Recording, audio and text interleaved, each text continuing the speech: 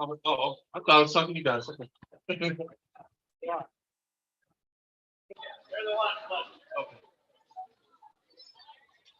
All right. So last year rents went up 27%, which is unsustainable.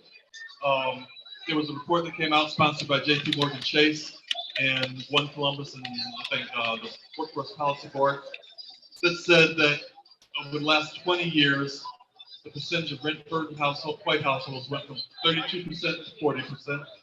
The percentage of rent burdened black households went from 42% to 51%. So majority of black households are rent burdened. That means they're spending more than 30% of their income on rent, which is unsustainable. So city policy has not worked.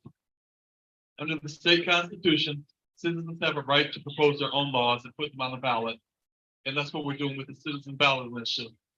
So we started doing the rent control initiative, and they got wind of it in the state house. So our wonderful, right-wing, rabid, reactionary legislators got hold of it and said they passed a law saying you can't do rent control anywhere in Ohio. But they did leave a little exception. They said you can do voluntary things. So there can be voluntary if a landlord agrees to rent, you can do something voluntary. So we said, okay, we can repackage this. Not what we want to do, but we can repackage it. And that's what we've done. And we're collecting signatures to get on the ballot.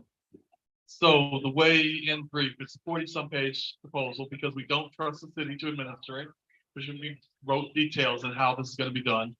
So let's start with, we created a Department of Fair Housing, and we put within that department a Fair Housing Commission with activists in affordable housing in low-income communities. Those activists are designed to make sure that city policy stays true to what our proposal is, and that this doesn't become what they call a captured regulatory agency, where the business interests capture it and it serves their interest and not the people's. So the first thing that the Department of Fair Housing does is it registers housing that's going to be rented. So registration gets you who owns it and what it is, okay? And who owns it is not going to be just the LLC's name, but we want the natural people's names behind the LLC. The other thing it does is that then it licenses the operation, okay? So registration and licensing is a common regulatory scheme. You register your get licensed to operate on a road. You've got that sort of control. You've got teeth now, okay? So the other thing the department does major is it sets what we call fair rents for each show, about 170,000 housing units in the city, rental housing units. So all told, there are 234,000 rental units in the city.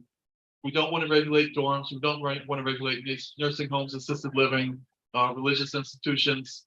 We say people who own fewer than 4 units, we don't want to regulate their houses or their rental property. So that we exclude some people. We get down to a pool of about 170,000 units, and we want to keep control of those houses. We don't want those prices to run away from us.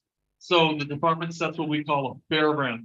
And the fair rent is basically what the landlord charged before the pandemic, so what they were charging January 1st, 2020, and then we escalated to 2025 when this takes effect, and we escalated at the percentage change in wages in Franklin County, which is published by the Bureau of Labor Statistics.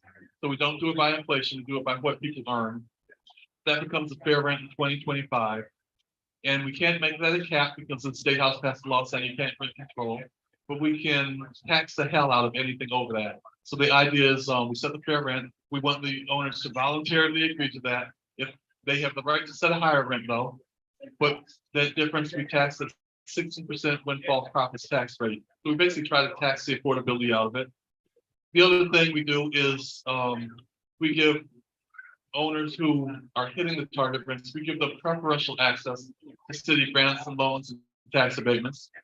For the people at the highest end who are charging their units tend to be on the highest ends, they shouldn't get any public benefit anywhere.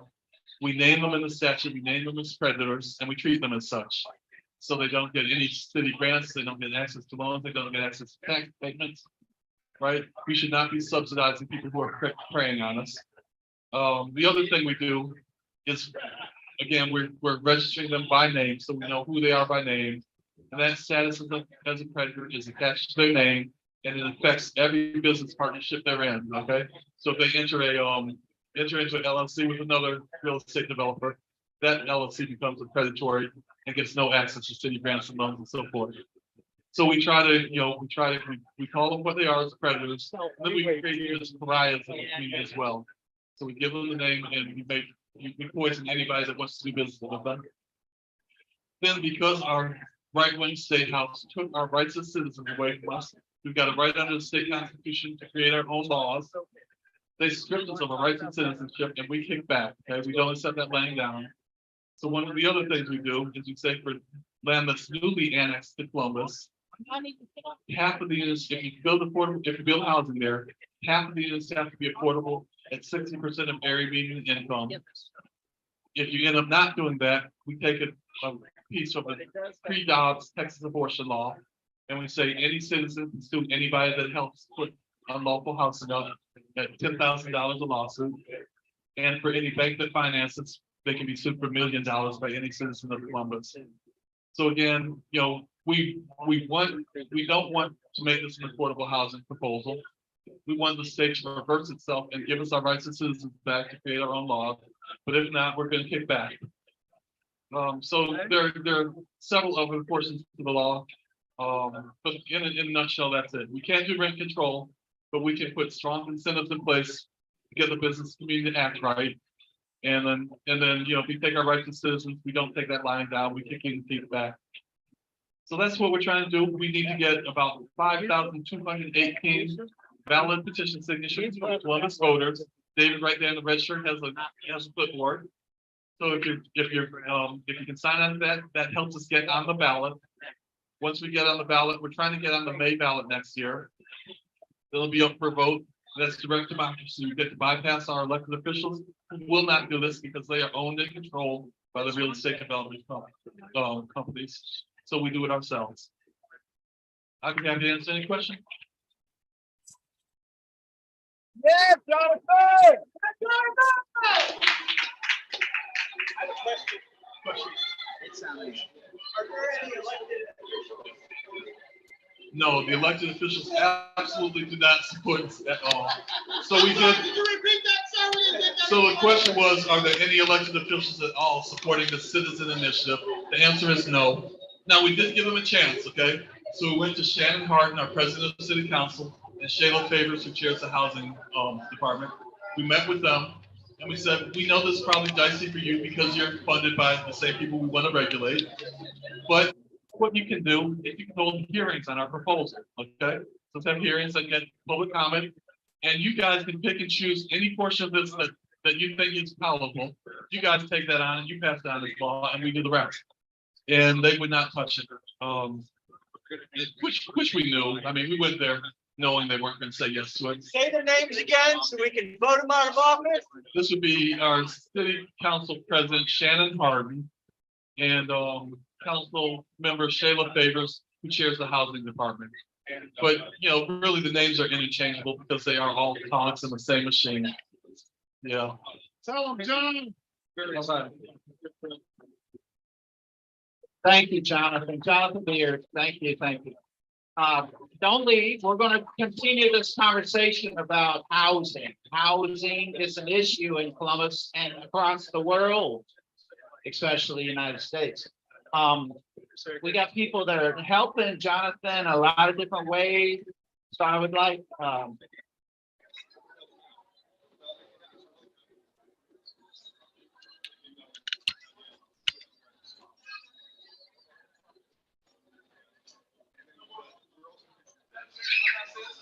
yeah, please, Jonathan, finish up your last thing. Okay. So the question was, are there any elected officials that are in support of this? And the answer is no. But what I would say is we do have a potential candidate for elected office, who is a member of the 5-member petition committee that put this proposal together. That's community leader Joe Motel.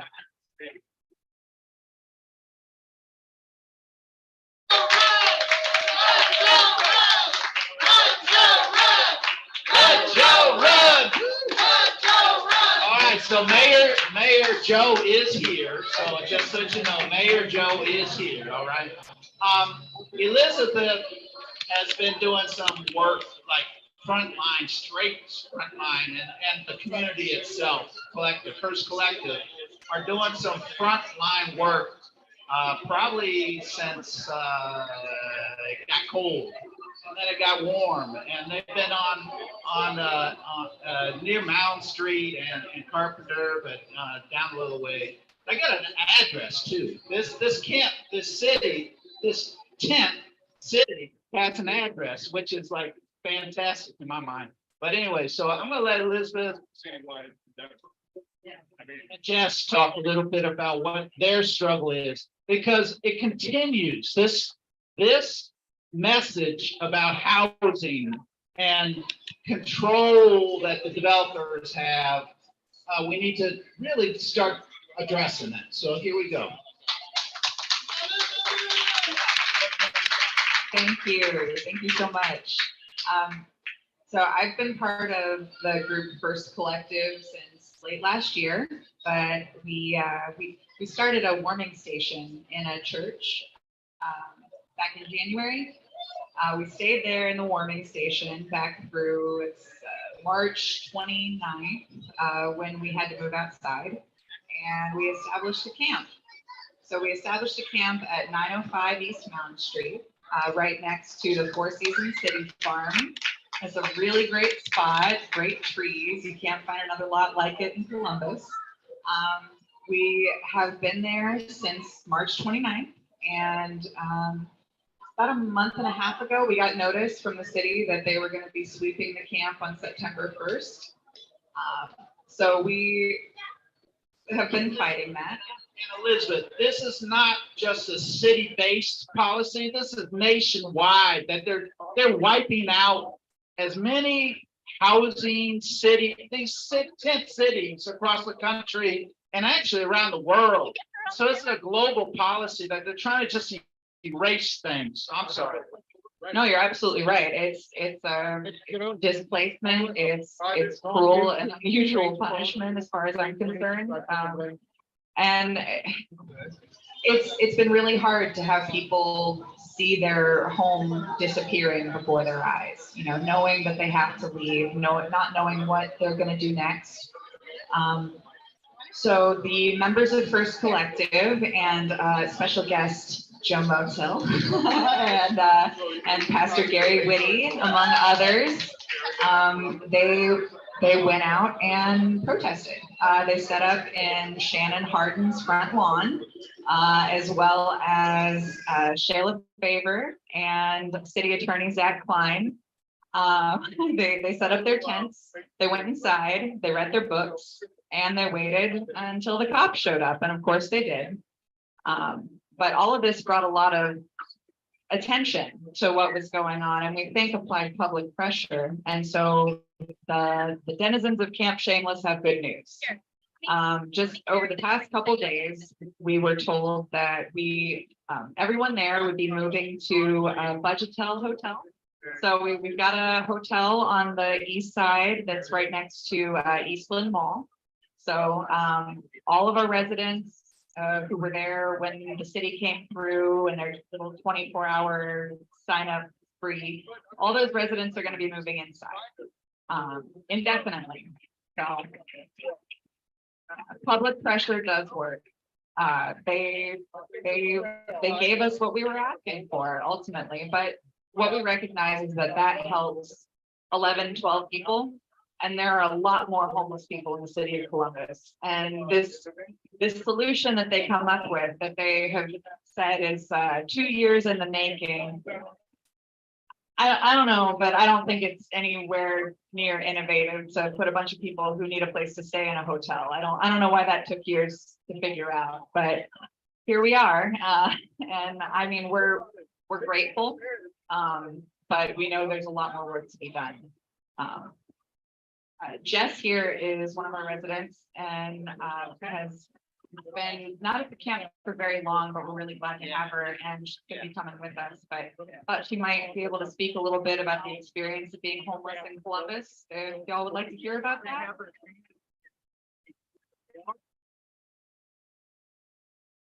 For starters, the camp that I came from had been bulldozed twice by the city, so I lost everything twice.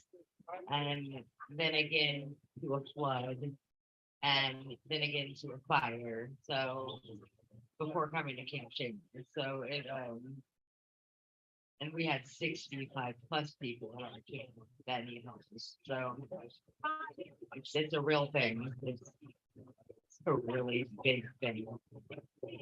I've been off and on for about 8 years, almost 8 years. So this is a really amazing opportunity I'm about to get. So I'm really grateful.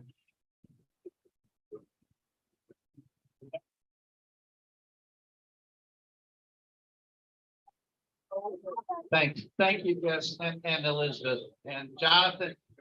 Miss Diggs was also wanting to say things, but Connie Goodell, she's sort of like legalist on this whole thing, and I'd like to bring in a little bit of that. Yeah, I'm really happy to be working with Camp Shameless. You know, I think a lot of us always think like, oh, I wish there was something that I could do to help the homeless. And so there is. I think being involved in our communities, looking out for one another, and sticking up for each other's rights is really essential. I visited Camp Shameless, and it was wonderful to see how people are homesteading on the land, and I think that is a right that we should have. We should have the right to take up space and to exist and to be homesteaders. So there is a long tradition in American homesteading, and so if there is unoccupied land that could be used, that people are able to live on, to camp on, and there's a community garden next door, those need to be usable as public places where people can at least have this space that is a last resort for many people. And I know that the folks, the residents of this area worked really hard to create a safe space for each other. A safe and consensual space for one another, where people can exist and function with, some of the problems that they've had to deal with, and live in a safe space together. So they did a very good job of creating that atmosphere, of getting resources and food for each other, and they had a very nice setup. And I just think that we have to just step outside of ourselves for a minute and realize that many people are just one emergency away from becoming homeless. So that's something that can affect anybody, and so we need to make sure that as caring residents of a community that we look out for one another. My role with Camp Shameless is I'm basically a local activist attorney, and so I was trying to research and negotiate on their behalf, and so did meet with some of the folks in the city to advocate for them. But by and large, the residents themselves did much of their own self-advocacy. It's not always easy for people to advocate for themselves and their own needs, but I think with all the attention that we're able to get in the community, and a lot of people coming to support and bring resources and to raise the attention of the public and our city officials, we're able to make quite a lot of progress and get semi-permanent housing for these residents. So I represent activists. Some of the people who were arrested in raising awareness on this, I will be representing them and making sure that they have attorneys. Good job. I think they've done an excellent job. Elizabeth has been great in this. Many community partners have helped out raising awareness. It's been a win. And we need to keep fighting. Affordable housing, the development, the subsidies, taking away money for our schools to promote development. It affects the schools and it affects people in our community when we can't provide housing. Okay, thanks. Thank you, Tanya. Elizabeth has a few more things to say, but we are the Columbus Free Press. The Columbus Free Press has been around since 1970. And we have been part of every last cultural event in Columbus, Ohio, including Hot Times. Our people have been involved with Hot Times since the beginning. So, and we have a future hockey all-star right here as well. So there we go. Yes, very good. He came to check out his dad. Bob and so many people have been doing some good work around housing now. We went to DC in 1989. Yeah, 1989. It had to be, wow, that was my brain. 1989 for Housing Now. And we sent 10 buses from Columbus, Ohio. So we know we are about housing now. We do not want to be about housing later. It's housing now. So Elizabeth wants to finish up. Yeah, Connie's talking about stuff that made Camp Shameless special, and I want to talk a little bit more about that, because I think one of the things that made this camp work was the fact that it existed in the community. The camp had neighbors. The camp has neighbors. They have people who live around them who care about their well-being, and it's just so nice to have people nearby that actually care.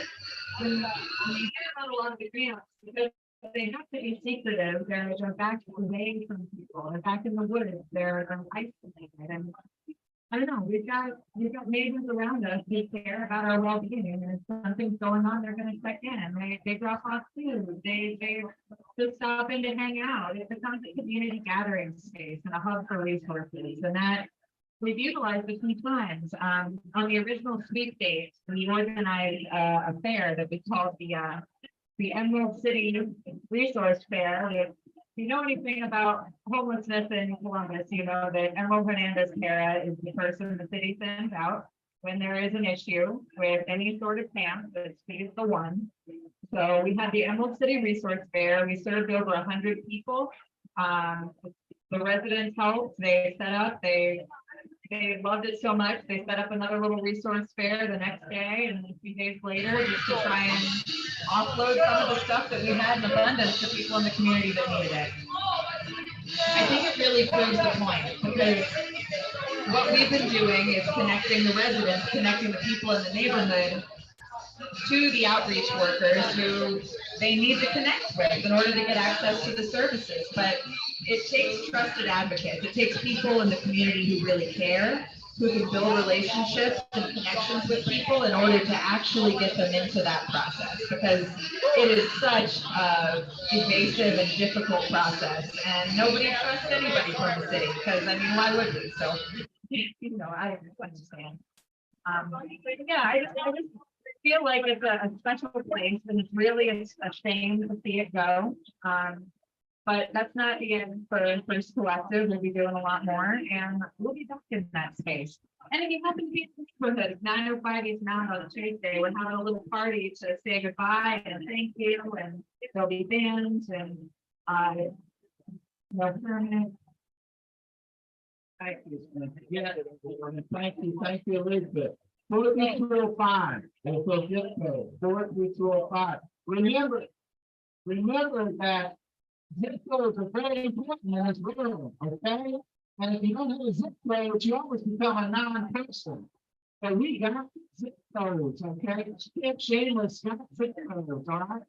So we want to thank the Brown and met the mayor, and Gary to talk a little bit about the on the street activity that's going on. Deborah Diggs is actually as well doing some stuff that's on the street, okay? But Cynthia's got to move on, so we're going to let her talk, and then we're going to move on to some other folks. All right, baby Cynthia, you ready to go?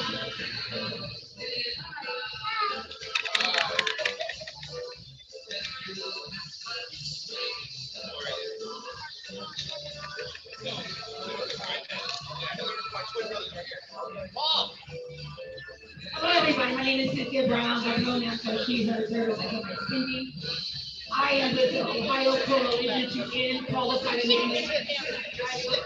We are currently collecting over 1,000 signatures to place a proposed state constitutional amendment on the ballot in 2023 that will end qualified immunity for all public officials, public employees, including police officers. Let me stress that again. That would end qualified immunity for public officials and public employees, including police officers.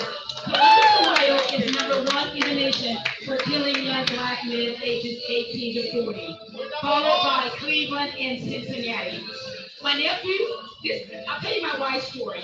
In 2017, my nephew was Kareem Nadir Jones. He was minding his own business in daylight. He went outside and he was confronted by 2 officers. In return, they didn't like Kareem's attitude. So Kareem was to run away, and also we know that young black men wear their pants at back. So he pulled his pants up, and they shot him twice in his back. When he hit the ground, they shot him in his face and in his neck. At no time did Kareem ever pose a threat to law officers. So that being said, Kareem's case was the first body cam case in the city of Columbus. It wasn't Andre Hill. Kareem's case was the first time you saw a young man die. They gave Kareem no prior CPR. They never tried to de-escalate the situation. They just took his life that day. And as we know, the grand jury, Kareem they gotta wait. So we started lobbying the lawmakers in the General Assembly, and they didn't care about nothing. The Republican controlled House in the state and the Senate. They invited my organization in there, and they said, "Oh, we'll pass this bill that passed in Colorado, California, New Mexico." Oh my! They did nothing, especially during lame duck session, when they had the authority, the power to pass any bill they wanted. So we put upon ourselves to get out here. I turn my voice into a horse. I've been going to Trump countries and cities trying to get their support, and they agree that qualified immunity should be abolished. They know the history of qualified immunity that started in 1871 when the Supreme Court gave what they say the free slaves the right to sue when their constitutional rights were violated.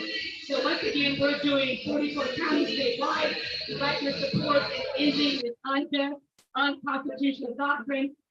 It has to end. We can no longer get out here and say whose streets our streets, say his name, move our name. We have to put this on the ballot. Yeah.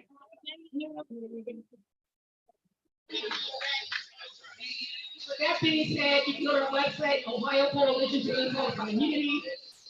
If you have any additional information, just reach out.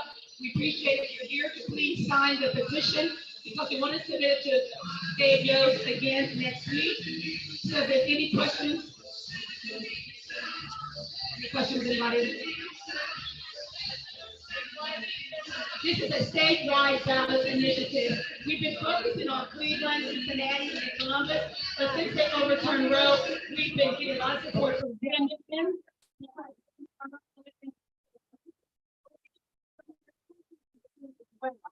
Once again, it's a statewide ballot initiative, and we've got signatures of over 24 counties just being out here. So we're way over our 2,000 signatures. Then we have to put pressure on them. Because we have no enough.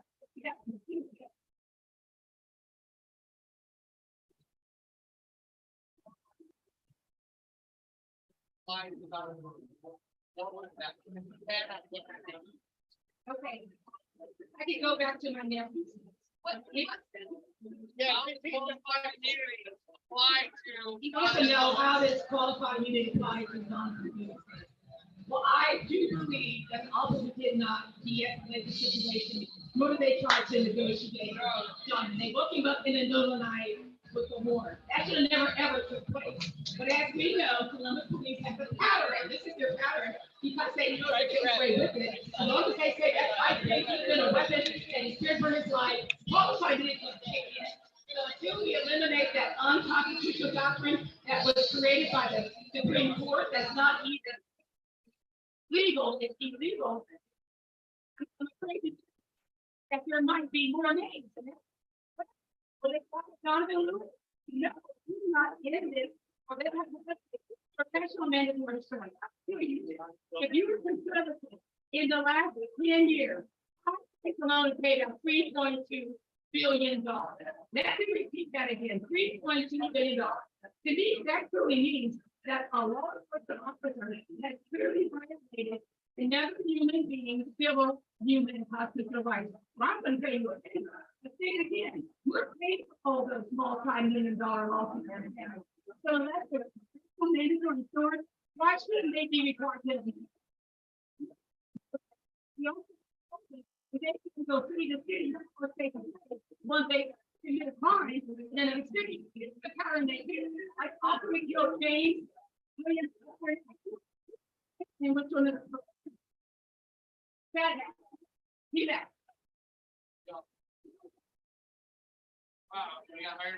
All right, and then. So you haven't signed, please sign, like I said, website, you know, for the support and solidarity with everybody in Ohio. Thank you, thank you. Ms. Diggs, you want to say a little bit about some stuff? Okay, here you go. Ms. Diggs is not quiet, so she's going to drop on you. No, I'm not gonna jump on here. Hello, everybody. If you're listening, you can hear me. If you're in the picture, here's the truth. I'm here today to work supporting you that we need to talk about our future.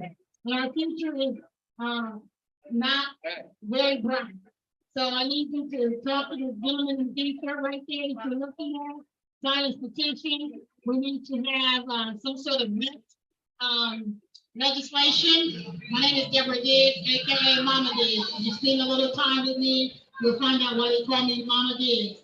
And those of you sitting up, I'm sorry, you see me keep going back and forth. I came to help get petitions and register voters, and so that's what I was doing. If you want to make a change, we can have this conversation all day. I'm tired of talking, I'm tired of marching, I'm tired of protesting, I'm tired of demonstrating, I'm tired of calling people's names, I'm tired of talking about the stuff, because it's tough. All y'all want to do is talk.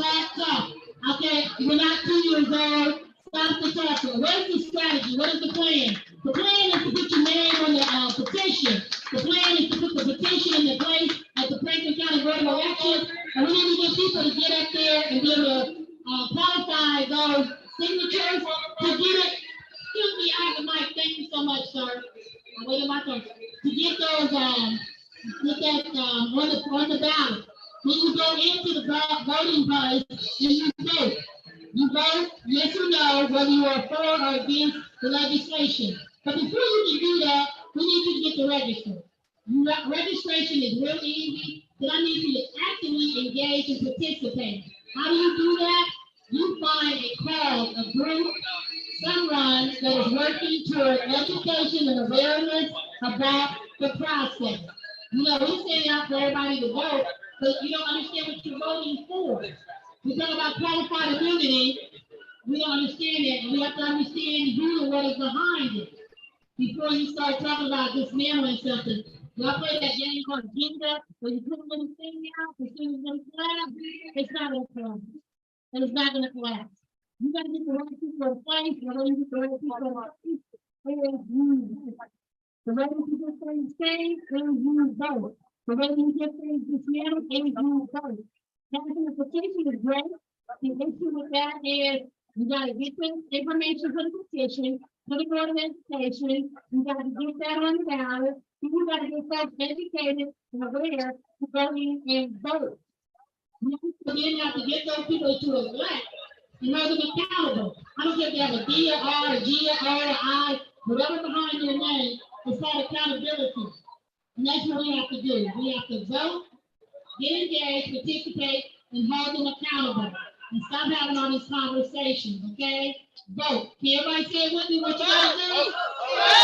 Come on. I can do it louder than y'all without the mic. Say it again. What you gotta do? Vote. Do it again. Vote. Do it again. Okay. Thank you, Mrs. Yes, voting is an important aspect of democracy, but it's also what we're doing right now this weekend. Hot times, community festivals, all those realities beyond voting that we have to be about as well. Democracy does not just happen because we vote. It's because we are out at the camps. We're doing the tent cities. We're doing the active work that needs to be done. And they cannot deny us.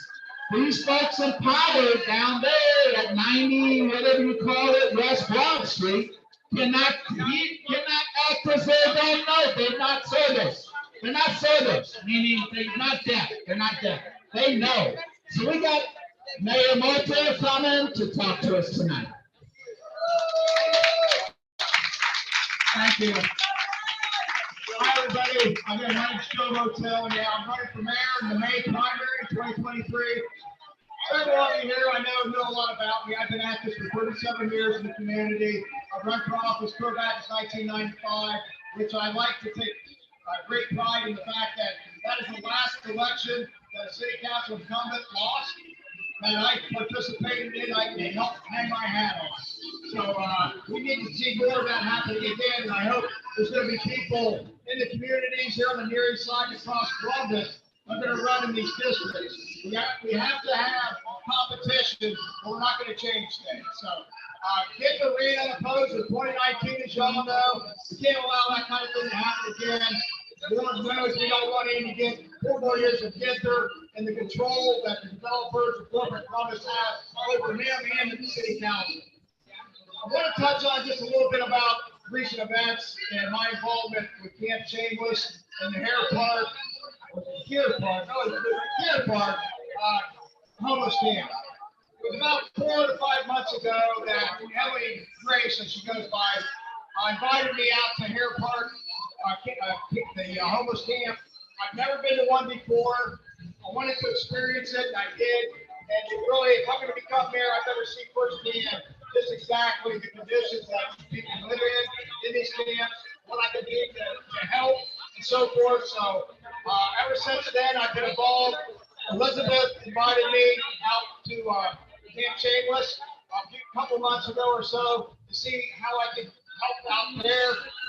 As you know, I guess my involvement really is looking up information, trying to find out things from within the city government in terms of how I can help, finding out how much remediation contract we're spending to remediate these camps, the amount of money, just different information and things like that I helped with. So that's kind of like where I fell into helping out at Camp Shameless and out at Hare Park. As most of you know, myself and 4 others were arrested by Columbus police camping out in front of the yards of City Attorney Klein, Harden and Favors. And really, I don't think it was really our intention to get arrested, but we knew it could happen, and we were preparing for it if so, and it did, and I hope to think, and from what Elizabeth said, and I just found out earlier today from talking to her, that those 13 people will be housed in a hotel. So I think it did help. I think non-civil disobedience, non-violent disobedience is helpful, and I think the message went across. It's interesting what Elizabeth told me about how they were taking credit that this plan, that they were going to do these kind of things. Yeah, sure they were. I think we all know that's pretty much a crock of shit, and it's from the people power where this, we're going to make a difference, and it's, in order to change the minds of government officials, we need to get rid of them. I'm sorry, but this doesn't happen very often. Like, we're gonna all of a sudden put people in a hotel. Still, I think the property there, Camp Shameless, needs to be turned into transitional housing. Because if I understand it from what I talked to, that property was bought by the city from HUD with a deed restriction in it that says it is to be used for affordable housing. So rather than, and my worry is, city council and Ginther are gonna sell it to a developer, we're gonna give them a tax abatement, we're gonna put in set-aside units and then say, this is affordable housing because we're setting aside units for 60% and 80% AMI, which that is not affordable housing. We need affordable housing for people that are making less than 60% AMI, $39,000 or less, and that would not provide for it. So that would be the perfect place to put transitional housing, tiny homes, but again, we're facing Children's Hospital, who wants that neighborhood to become gentrified. They don't want transitional housing in their neighborhood. They don't want homeless people living in their neighborhood. They want market rate housing there. But this is the perfect place for it to start. So, yeah, and as she said, the neighbors want us. So there's a lot to do in terms of affordable housing. There's a lot of different ways that we could be addressing this. We could be providing extra taxing these vacant properties that sit around all on the East Erie side, Hilltop, the owners that are sitting on this property, waiting for this neighborhood to become gentrified. Let's tax them so that they're opened up to the community and so that we are putting people in these houses rather than them just sitting on them. They do it out in San Francisco, they do it in other places. Columbus is probably the least progressive city in the United States when it comes to progressive thinking in terms of housing, transitional housing, homeless, affordable housing. We use tax abatements. That's our policy. Tax abatements for affordable housing, for rich developers to create market rate housing. We put a bond package on the ballot in 2019. That money's been gone all year. It's been gone. It should have been about $150 to $200 million in 2019. So we have no money to provide for affordable housing this entire year from that 2019 bond package. One other thing, just real quick, we have American Rescue Plan dollars from the federal government. The city and county both have not spent one single dime that American Rescue Plan money on affordable housing. Not one dime. Yet they've given like $3 million to the Columbus Clippers. They've given money to the convention center to improve their ventilation system, but not a dime for affordable housing. And at a meeting I went to in July of 21, most of the people that spoke at this public hearing said they wanted that money to go to affordable housing. And the county has ignored everybody who went to that meeting and spoke about it. So there's a lot we can be doing. We need to be done. We're not going to do it with Ginther, and we're not going to do it with the second council members that are still there. So let's make a change. Get out and vote, like Deborah said, this November and next May 23 in the primary. Thank you, Mayor. Thank you, Mayor Mocher. Thank you, Mayor Mocher. So just let you know, we're putting people in positions to be positioned. Okay? If you want to join us, come on. Free press is part of trying to change policy, change the city.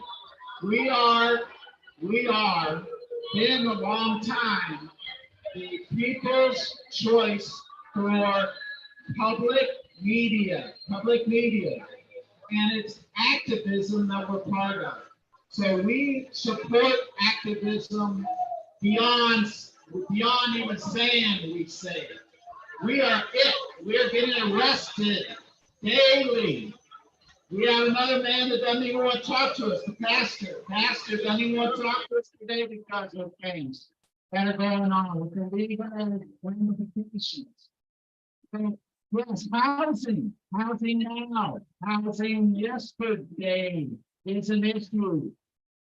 We also wanted to expand our conversation.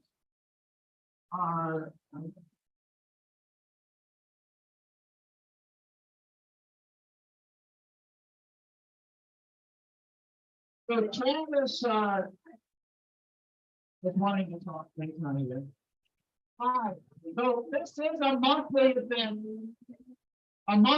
that we do. Promise Free Press has been around since 1970. It's the longest independently run newspaper in the United States. don't think you'd understand that unless you really have lived it. Miss Dana.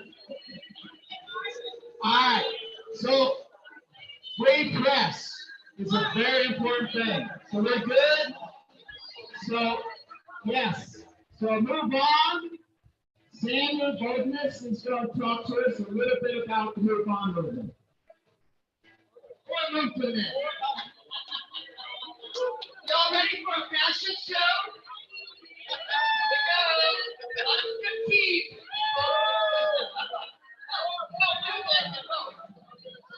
So movement, I see lots of familiar faces. People who know about us already. Tell your friends. We've got some. Come by our booth over there. Movement has an amendment. It's already in Congress, but it's a people's movement, so we're working on more signatures from the population. Move to amend is trying to amend the Constitution to say that corporations are not people and money is not fees. We can give you more information about that at the booth right down there. But what we're on the I promise that fashion show. Here we go. Here we go. Corporations are not people and money is not fees. This is the amendment that's proposed. We've been working on it for 10 years. It's making great progress. And we have 90 sponsors in Congress. That's phenomenal when you consider that it's dangerous to tell corporations that you don't really want their support. Because they'll turn on you. So come on down there. We've got some really cool cards with some inspiring quotes. You can have all 6 of them. Put in your pocket, check them out, and sign on your support for Move to Amend. Thanks.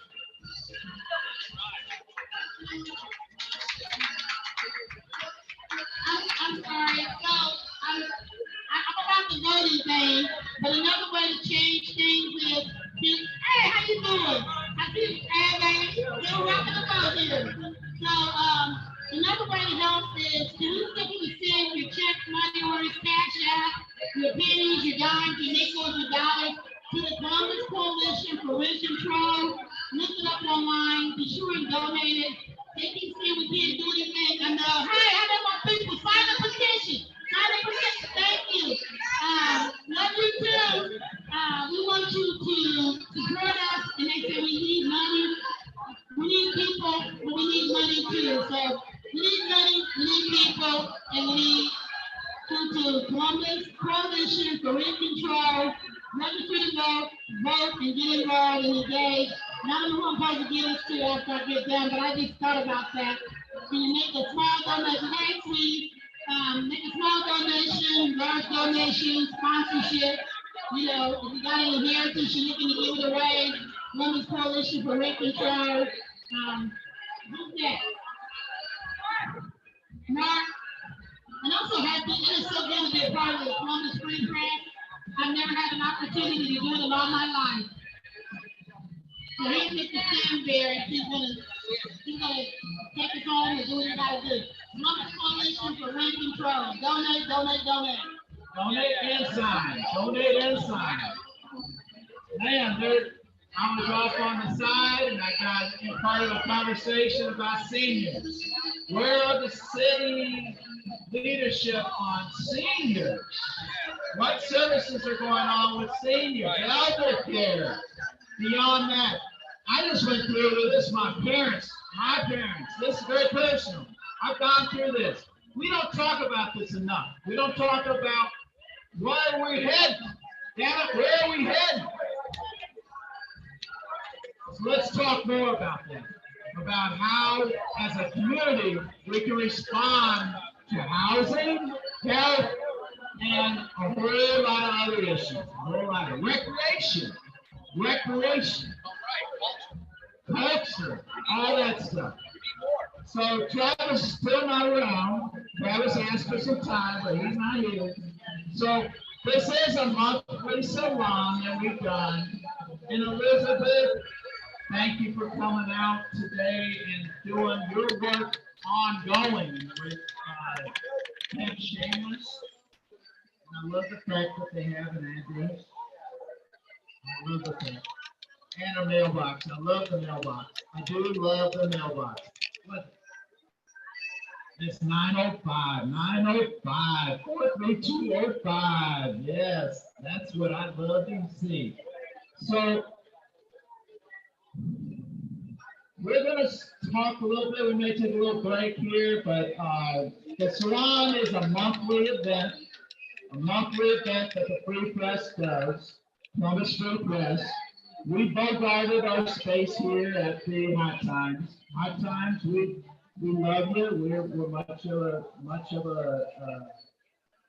colleague of contest as we are a Hot Times as we are a contest. And we continue to support these cultural events in Columbus, Ohio, as best we can. We're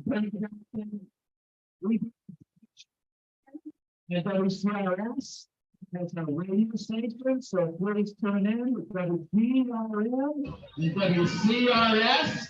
We also have a newspaper, Columbus Free Press, that goes online. If you are an author or an interested person in writing about your struggle, let's bring it beyond your own personal struggle. Let's bring it into a social community fact that we're organizing, because your struggle is not personal.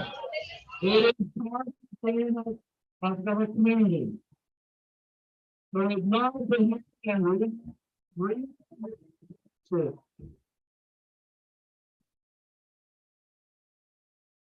We have so much work in Columbus. 2020 is just one example of what 2020 Columbus was about.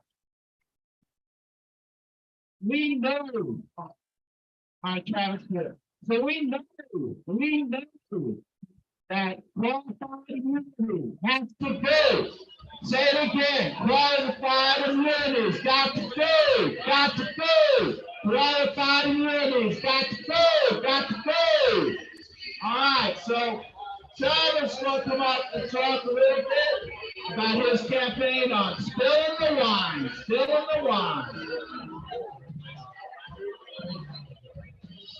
All right, hello everybody. Keep it going for Mike, everybody. Hello, where do you want me to stand? All right, hello everyone. My name is Travis Irvine. I was the Libertarian candidate for governor in 2018. Thank you. This is about how many votes I got. Thank you. Right on brand. I did get more than Connie, though, to be fair. Connie did great. Give it up for Connie, too, everybody. All right, we did it.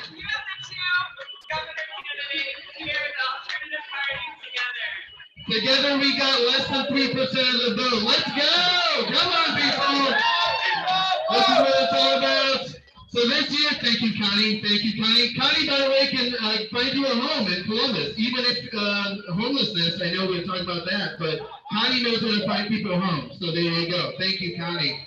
I, of course, do not know how to find you a home, but I do know how to fight fascism with hilarious puns and dick jokes, everybody. Thank you. Am I allowed to say jokes? Am I allowed to say?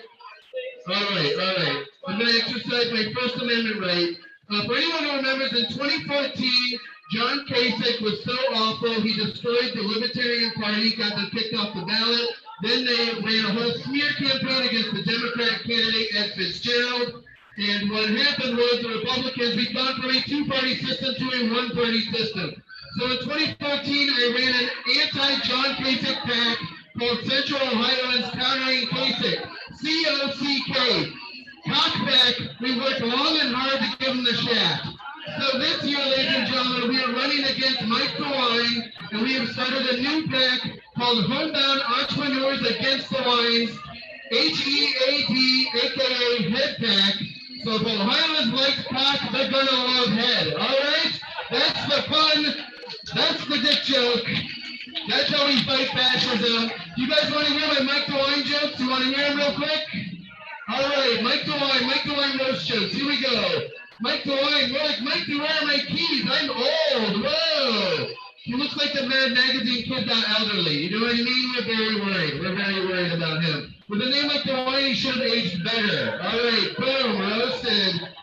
All right, I have to be careful telling these jokes outside. Somebody check the trees. I told these jokes at Confest, and we looked in the trees, and Mike DeWine was up there making cookies, okay? That's what I'm saying. He's very tiny. He's like a garden gnome. He can fit in your pocket, right? Especially if you're a First Energy lobbyist. Boom, roasted, repeal HB6. Let's kill DeWine and the DeWine in 2018. Mark, I'll let you take it from here. Thank you so much. I'll be giving these out all night. Thank you. Thanks, Joe. All right, so we are going to continue with the Salon. Free Press Salon. Bob Petrikis is here. Oh my God, Bob is out live. This is great to see him out live and he's out here. This is so fun. We got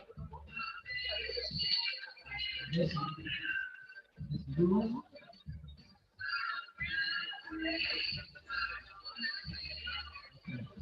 Yeah, so there are so many political prisoners. Techler was just reminding me that we need to say a little bit about the political prisoners. There's a major movement to get rid of, to try to give freedom to political prisoners. Ron Barry Clinton, Ron, to the anti-war movement, is Julian Assange. Julian Assange was Rogers, the Pink Floyd guy going across country. Roger Waters is going across the country talking about Assange. He came to Columbus on August 10th. And there's some very, very poignant concerns that we all need to understand. If you speak up for truth, if you release the truth, they're going to come after you. They're going to come after you. And that's not a good thing. Truth, we need to be about. We have always been about speaking truth to power. That's what we talk about. Columbus Free Press has always been speaking truth to power. We need to understand, when we speak truth, we need to protect each other. We've had a lot of young activists lose their lives in the last few years. We have to understand that this weight of injustice sits on people very strong. And we need to understand how to support each other and be in resistance and build a movement of resistance, a community of resistance. And that's a very, very strong statement because it's hard. That's hard living in the belly of the beast. It's hard. It's hard to say capitalism, no, you're not the answer. You're not the end story. Capitalism is not the end story. There's many other economies that are out there that we could get moving towards. Capitalism is one that can greatly provide big money for big people, but it's not able to get it out to everybody. It is by design set up to have homelessness. It's set up by design to have people without health care. It is set up by design to make sure that you do not have an education, that you don't care about what you think. These are what they set up you as. We are subjects. When we start talking about Queen Elizabeth, I'm sorry for her loss as a person, but I'm sorry for not being king. Get out of we fought a revolution. Millions of people died. So do not be so concerned about the Queen. Understand it's an old 80, 96 years old, mother, grandmother. I greatly regret her passing. But we have all experienced this. We have all experienced passing in our own lives. So let's move on. Thank you guys for coming out. Great class is going to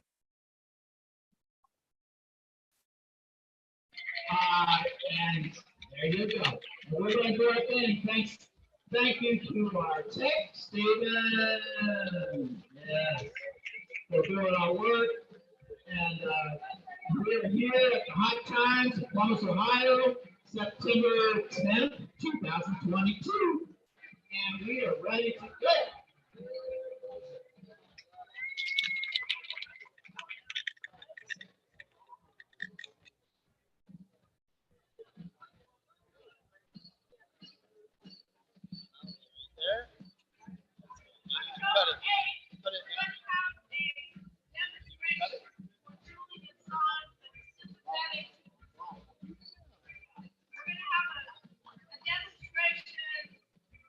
October 8th in sympathy with Bring Around the Parliament is going on in London on the execution of Julian Assange. It's going to be a whole number of times to get the word out there. He is the type on the stage of our free speech. And we have to say something. People have to understand what's going on. It's going to be out there October 8th. Bring Around the Parliament. Thank you. Yes. Julian Assange was one of the political prisoners. If you want to talk about number X, you want to talk about whoever, let's understand Julian Assange is part of that message. Part of that message. We have to exhibit and understand that political prisoners have to be released. Political prisoners have to be understood as being a part of the resistance movement that I speak of. We have folks that are facing accounts, charges, whatever, because of their support for housing in Columbus, Ohio, then also against police brutality. We have folks now being in custody because they were on the street doing activity that was drastically now part of policy. So understand, we must understand that resistance first is they say they disgust, they hate you. They hate you at first. And then they make fun of you at second. And then they start ridiculing you at third. And then at fourth, guess what? The policy is there all of a sudden. So keep struggling, keep going forward, keep being a community, keep understanding that we have to be about community. Community is so important. Hot times, hot times. We're in the middle of hot times right now. We're in the middle of hot times. We got young folks that don't know where they're going. We got old folks that don't know what they're doing. We got folks that need some direction, and we need to be about developing the resistance movement to where we're going. There is a lot of folks that must make that grace flow. Thank you. So, Salon, thank you, everybody. We'll be safe. Get back to your hot times. Enjoy your food. Support every vendor that's out here. Thank you to every vendor that's out here. Go get a beer. If you drink beer, go drink water. If you drink water, go drink whatever. Eat whatever you're going to eat. And please, enjoy yourself tonight. Remember, all things come to an end, so at the end, help clean up. Help clean up. Help clean up when you're leaving. Thank you.